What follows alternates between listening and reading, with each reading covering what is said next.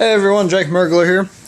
I've been getting a lot of questions about my setup on a 35% airplane, both on the forums and out at the field and everything. So I just want to make a quick video and show how I set up a 35% airplane and just talk about a few topics here.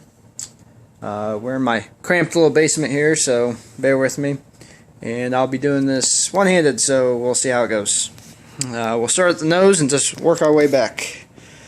This is my 37% OMP Extra 330 SC, as you can see right there. It is powered by a GP123. This is made by Fergie Lin in Taiwan. They've been out for about 2 months now. I got this one. This was actually the first production one in the country, and I love it so far. It's spinning a Falcon 29.9 at almost 7,000 RPM static on the ground. So there's the beautiful motor. Great quality, no complaints whatsoever. These retail for $850 with exhaust. You can get them from Plane Bender Products and Limitless Aero. And actually, Limitless Aero out of Texas is the person that does the servicing on it. So I got the ignition mounted right there. It is a RCXL ignition, and it is the newest version, so it is rated for up to 8.4 volts, which is a 2-cell LiPo fully charged. Over here is my smoke pump. It's just a TME smoke pump. Got it all mounted right there with the high temp line. I put it there because I needed a little bit more nose weight, and also because it's nice and short, so you don't have to wait forever for the fluid to get to the mufflers. And it's hard to see right now, but there's the holes for the muffler. I got them disconnected right now because I am doing some maintenance, so I have to reconnect those. Moving back, I'm running a Don Hockle main fuel tank, just with the supplied blue line, and no leaks or anything yet. It's the 32-ounce tank. Love it so far. This one right here is my smoke tank. I believe that is a 20-ounce smoke tank. Right here, this is a Tech Aero IBEC. I've been running these pretty much since they came out. I've had about 10 of them, and so far I love them. It takes away the ignition battery to save a little bit of weight, and haven't had any problems with the Tech Aero ones. I've tried a couple others and had problems with them, so I just stick with the Tech Aeros now, and they run perfect. Moving back, I got my batteries mounted right here. These are two Thunder Power 3800 2-cell LiPos going straight into my SmartFly. This is an EQ10 SmartFly with a futaba 6014 receiver mounted on top of it. I like this SmartFly board because it has servo matching on all 10 channels. It can take high voltage. I run the 2-cell straight into it. And on the 35% airplane, this is actually the first airplane I've ran with a SmartFly. I usually just run the receiver, which you can do either way. I went with a SmartFly mainly because it's easier to program everything and get everything perfectly matched. And the biggest benefit of it is it gives you 5 volts of filtered power straight to your receiver.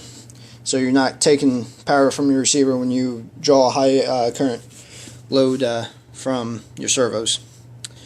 So all I have for switches wise, I have no ignition switch because I'm running the Tech Aero there. I have the SmartFly failsafe switch here. It's the pin and flag style. The reason why I'm running this is it saves a little bit of weight with only that little tiny receptacle there. It's failsafe, so if anything were to happen, if it came unplugged or anything, it fails to the on position, so it won't go away, and I always have power. Let's step over here to the other side here real quick. Right here's my dual fuel dot and smoke dot. This one's made by Seacraft. Got it from Aztec Aero Models. And then let's talk a little bit about servos here. A lot of people ask me what type of servos they should get for the airplanes they're flying. Excuse me. And the biggest piece of advice I can give to somebody that's just getting into giant scale or looking to upgrade is to get the best servos that you can afford. It's going to save you, probably save your plane, and it's definitely going to save you time and hassle, and make sure the plane flies nice and everything. So right here's one of my rudder servos. I'm running two. This is the BLS 157 HV made by Futaba. I have these all around. There's 8 of them total. And then I have a Sovox, I forget the number, but it's a Sovox high-speed rotor servo on the throttle. These servos are rated for 514 ounces at 2-cell LiPo with a speed of 0.11 for 60 degrees of travel. So they're pretty kick-ass servos. I'm in love with them. Like I said, I have 8 of them. There's one there on that side, 2 in the elevator, and then 4 in the ailerons. Real quick, these are pretty nifty. I picked these up from Tail Dragger RC. I got all my extensions from Tail Dragger RC.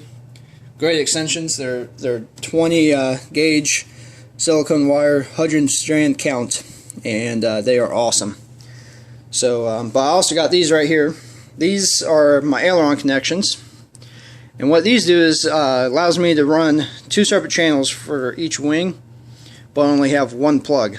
So this is the female end. The male end is on my wings. I'll show you here in a second. But it's just 1 plug, nice and simple. You don't ever get them backwards or reversed or anything. So I got 2 of those. So I got 4 aileron channels that I run off that. So let me show you the other end here. This is the male end, just real simple, plugs right in there. It's keyed, so it only goes in one way. Now, a couple things I got for hardware. This is additional to what comes with the kit. These are the spot-on wing bolts, also sold by Aztec Aero Models. It's aluminum, and then you take the stud here. You can either put it in the wing and Loctite it, or put it in the nut and Loctite it, and it has the rubber on it to keep it from backing out.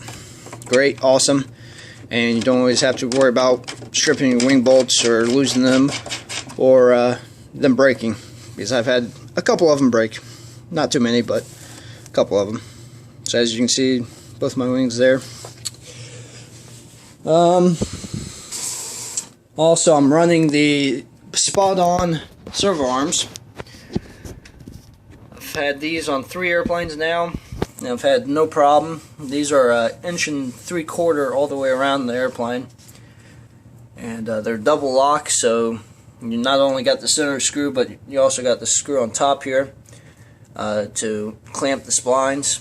Make sure they're nice and play-free, and don't flutter on you or anything.